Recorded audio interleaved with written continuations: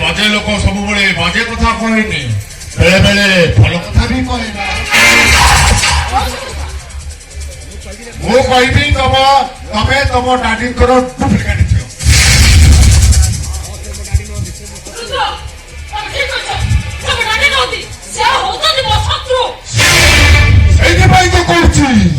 वकील नोटिस करी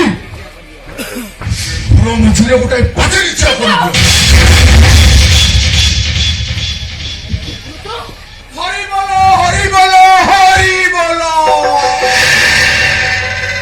बुझे आज्ञा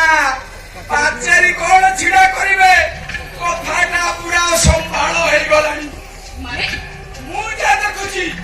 शिखा मैडम मुंडे कौ दिन सागुणा न बसी खुंपी न दब से कथा किए कह अति सहज हरि बोल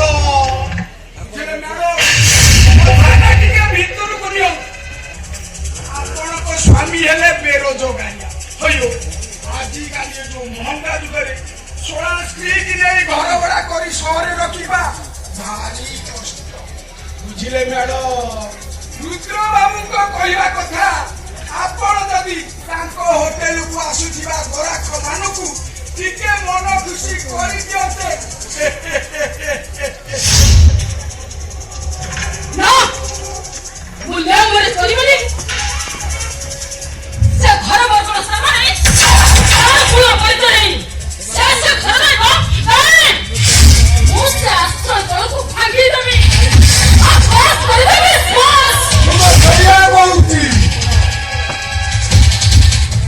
तमे वकील नोटिस करी तुम शेयर टाक नहीं आस